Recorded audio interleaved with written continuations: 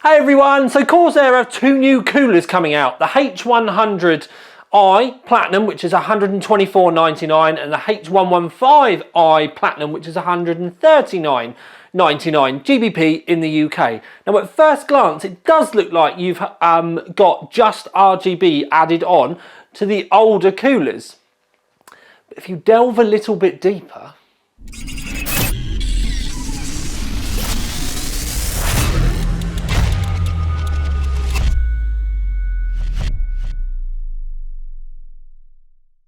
okay, so we will have a look inside the box of the 115.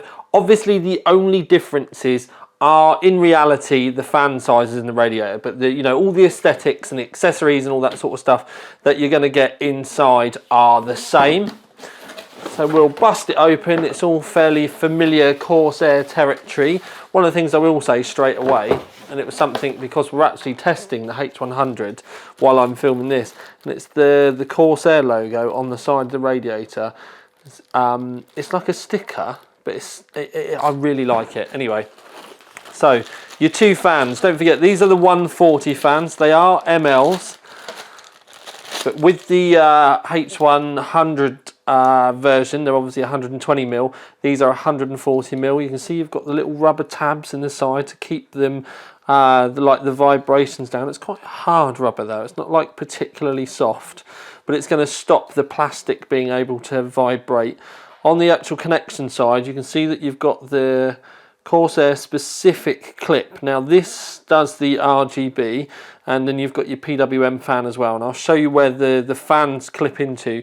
You can clip them into a Commander Pro or something if you want to, but there are special connectors actually on the cooler now, which is really nice. Let's have a look. So you get your USB cable. This goes from the side of the unit itself, and then that goes down into an internal USB. That's why the new motherboards having more than one internal USB 2 is really helpful, because lots of things actually do use that now. You do get the mounts for this side of the pump housing.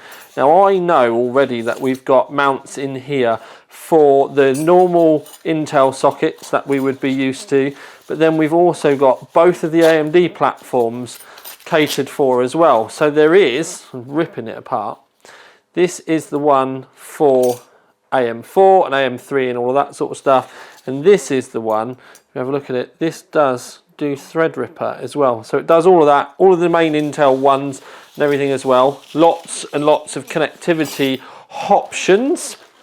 If I was to read it out off the side of the box as well, it is, I think it's on this side.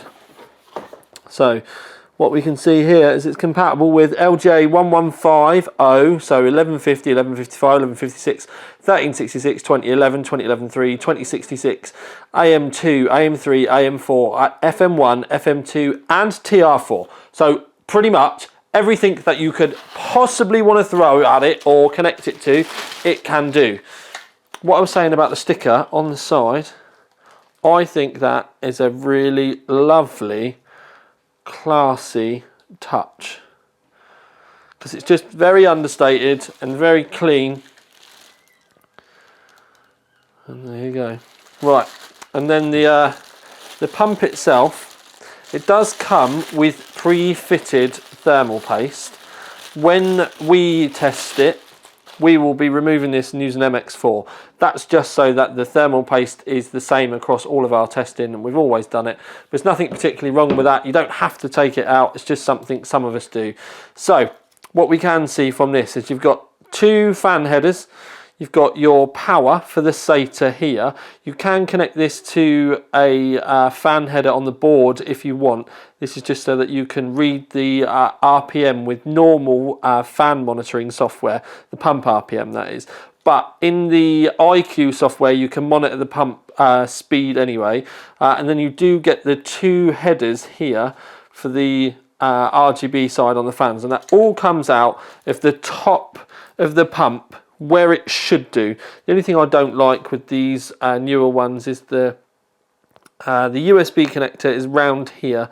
So, and I'd much have preferred it somewhere around here to make it tidy, and it's some patent thing with cool it, I think, that stops them from doing it, because this is obviously an Asetek unit.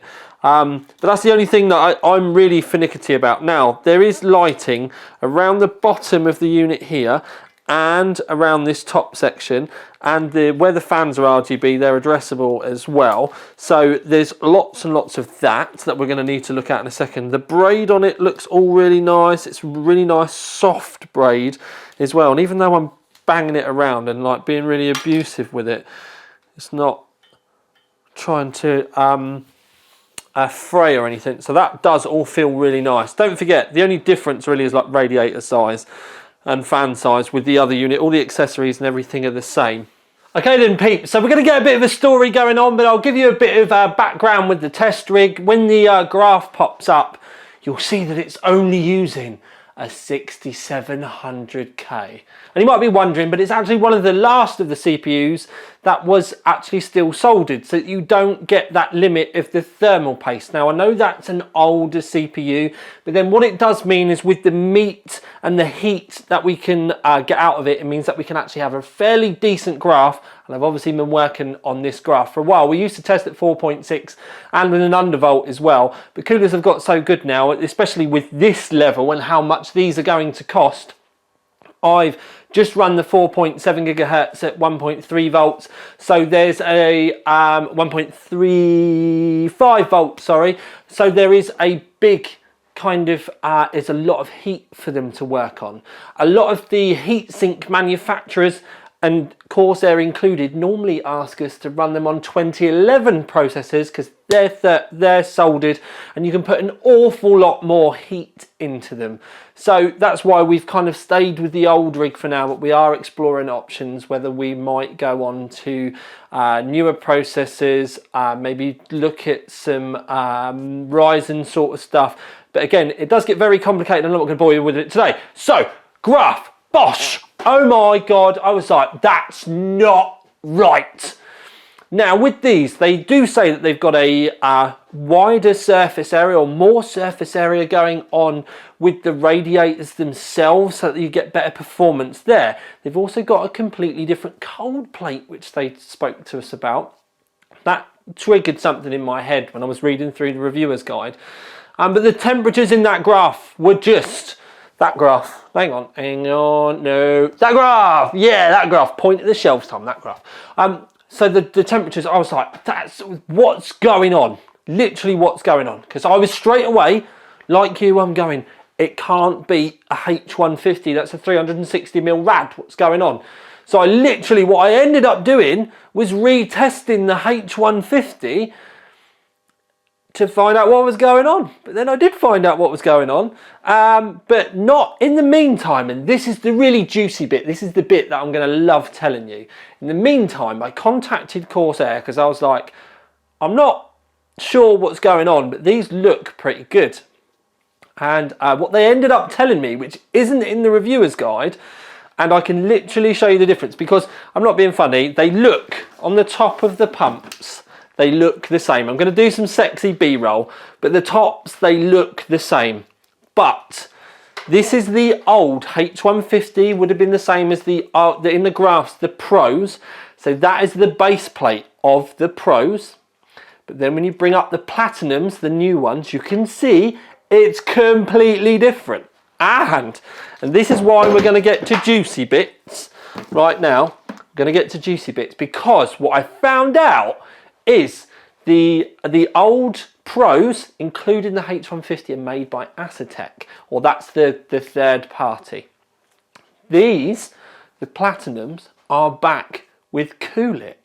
Now the Coolit ones, if I'm honest, back in the day when it really mattered and there wasn't just an Asetek everywhere, the Coolit ones were always the ones that I preferred. So they're actually made by a different OEM now. But the big difference is the fan speeds, because the H150 only spins up to 1600 RPM. It was the first time Corsair had really pushed that. We can have a quiet AIO kind of debacle. But the H150i with 140mm fans, they go up to 2000 RPM. And the H100i, they've got the full speed 2,400 RPM fans. Now that is the normal speeds for the normal off-the-shelf the fans if you were to buy them separately. So you don't get limited or extra special fans with the AIOs. It's just the same that you would buy if you bought the fans off the shelf. With the H150 though, they are much lower RPM fans, and that explains the difference at the top of the graphs. Also, when you look in the graphs, because we've got a new bit of software now, we've gone from Link to IQ.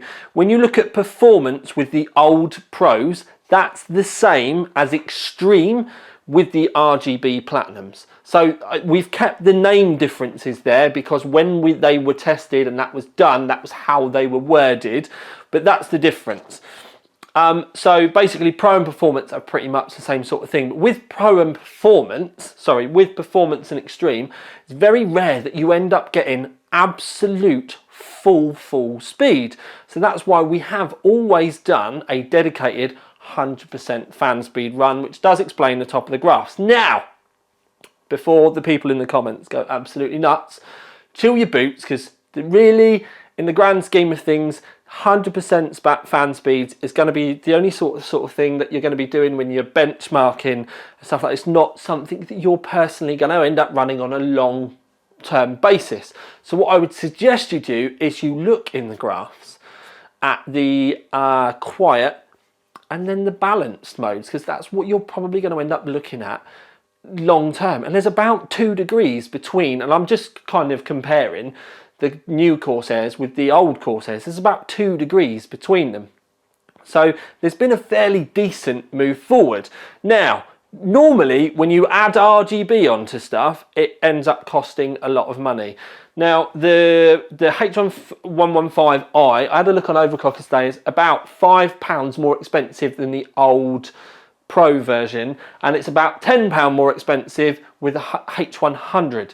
So you end up getting those 2 fans, which yes, they've just got RGB added, but you've got the different cold plate and everything, and it's proven, yes, with the extra fan speeds you can make them perform quicker, but adding the RGB on, I would have expected it to have costed a bit more. And I'm not necessarily, if you don't like RGB, I know you're going to go nuts about it, but a lot of people like the fact that you can choose what you want, and the software with them is pretty good. We've done loads of stuff, so you can have a look. There's a really lovely mode now where you can literally just flick a switch and it changes the colours for everything.